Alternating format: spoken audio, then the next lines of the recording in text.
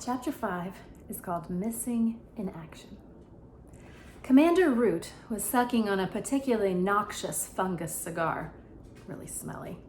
Several of the retrieval squad had nearly passed out in the shuttle. Even the stench from the manacled troll seemed mild in comparison. Of course, no one said anything, their boss being touchier than a septic boil. Foley, on the other hand, delighted in antagonizing his superior. "Hey, none of your rancid stogies in here, Commander," he brayed the moment Root made it back into ops. "The computers don't like smoke." Root scowled, certain that Foley was making this up. Nevertheless, the commander was not prepared to risk a computer crash in the middle of an alert, and so he doused his cigar in the coffee cup of a passing gremlin.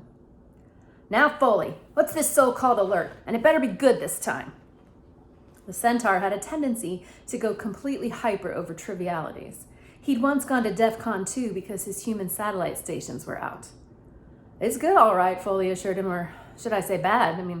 Very bad. Root felt the ulcer in his gut begin to bubble like a volcano. "How bad?" Foley punched up Ireland on the Eurosat. "We lost contact with Captain Short." "Why am I not surprised?" groaned Root, burying his face in his hands. "We had her all the way over the Alps." "The Alps? She took the land route?" Foley nodded. "Against regulations, I know. But come on, everybody does it." The commander agreed grudgingly. Who could resist a view like that? As a rookie, he'd been placed on report himself for that exact offense. "Okay, move on. When did we lose her?"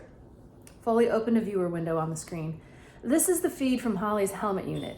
Here we are, over Disneyland Paris." The Centaur pressed the fast forward. "Now dolphins, blah, blah, blah, the Irish coastline, still no worries. Look, her locator comes into shot. Captain Short is scanning for magic hotspots. Site 57 shows up red, so she heads for that one." "Why not Terra?" Foley snorted. "Come on, Terra? Every fairy hippie in the northern hemisphere will be dancing around Leophile at the full moon. There'll be so many shields on, it'll look like the whole place is underwater." "Fine," grunted Root through gritted teeth.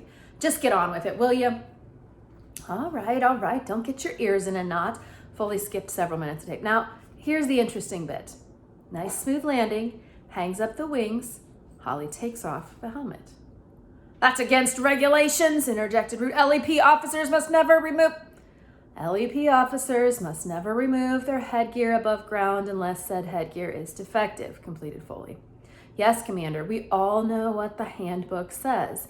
But are you trying to tell me that you never sneaked a breath of air after a few hours in the sky?" "No," admitted Root. "What are you, her fairy godmother or something? Get to the important part." Foley smirked behind his hand. Driving up Root's blood pressure was one of the few perks of the job. No one else would dare do it. That was because everybody else was replaceable. Not Foley. He built this system from scratch, and if anyone else ever even tried to boot it up, a hidden virus would bring it crashing to their pointy ears. The important part. Here we are. Look, suddenly Holly drops the helmet. It must land lens down because we lose picture. We've still got sound though, so I'll bring that up. Foley boosted the audio signal, filtering out background noise. Not great quality. The mic is in the camera, so that was nose down in the dirt too. "Nice pea shooter," said a voice. Definitely human. Deep too. That usually meant big. Root raised an eyebrow. "Pea shooter? Oh, it's slang for gun." Oh. Then the importance of that simple statement struck him. "She drew her weapon." "Just wait. It gets worse."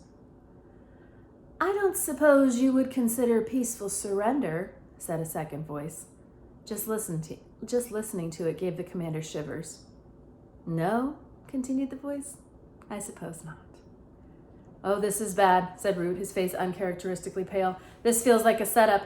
These two goons were waiting. How is that possible?" Holly's voice came through the speaker, then typically brazen in the face of danger. The commander sighed. At least she was alive. It was more bad news, though, as the parties exchanged threats and the second human displayed an uncommon knowledge of fairy affairs. "He knows about the ritual!" "Here's the worst bit." Root's jaw dropped. "The worst bit?" Holly's voice again, this time layered with the mesmer. "Now she has 'em," crowed Root. But apparently not. Not only did the mesmer prove ineffective, but the mysterious pair seemed to find it amusing. That's all there is from Holly, noted Foley. One of the mud people messes around with the camera for a bit, and then we lose everything. Root rubbed the creases between his eyes. Not much to go on. No visual, not even a name. We can't really be even 100% sure that we have a situation. You want proof? Asked Foley, rewinding the tape. I'll give you proof. He ran the available video. Now watch this. I'm going to slow it right down, 1 frame per second. Root leaned in close to the screen, close enough to see the pixels. Captain Short comes in for a landing. She takes off her helmet, bends down, presumably to pick up an acorn, and there. Foley jabbed the pause button, freezing the picture completely. See anything unusual? The commander felt his ulcer churn into overdrive. Something had appeared in the top right-hand corner of the frame. At first glance, it seemed like a shaft of light. But a light from what? Or reflected from what? Can you blow that up? No problem. Foley cut to the relevant area, increasing it by 400%. The light expanded to fill the screen. Oh no, breathed Root. There on the monitor before them, in frozen suspension, was a hypodermic dart. There could be no doubt. Captain Holly Short was missing in action. Most probably dead, but at the very least held captive by a hostile force. Tell me we still have the locator. Yep, strong signal, moving north at about 80 clicks an hour. Root was silent for a moment, formulating his strategy. Go to full alert and get retrieval out of their bunks and back down here. Prep them for a surface shot. I want full tactical and a couple of techies. You too, Foley. We may have to stop time on this one. 10-4, Commander. You want recon in on this? Root nodded. You bet. Okay, I'll call in Captain Vane. He's our number one. Oh, no, said Root. For a job like this, we need our very best, and that's me. I'm reactivating myself. Foley was so amazed he couldn't even formulate a smart comment. You're... Yes, Foley? Don't act surprised. I have more successful recons under my belt than any officer in history. Plus, I did my basic training in Ireland back in the Top Hat and Shillelagh days. Yes, but that was 500 years ago, and you were no springbud then. Not to put too fine a point on it. Root smiled dangerously. Don't worry, Foley. I'm still running red hot. And I'll make up for my age with a really big gun.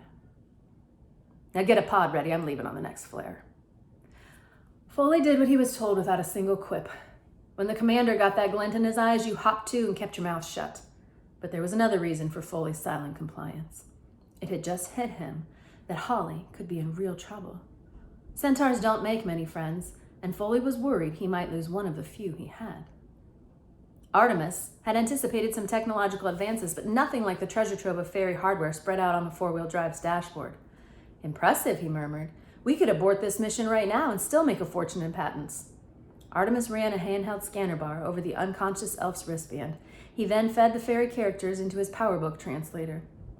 This is a locator of some kind. No doubt this leprechaun's comrades are tracking us right now.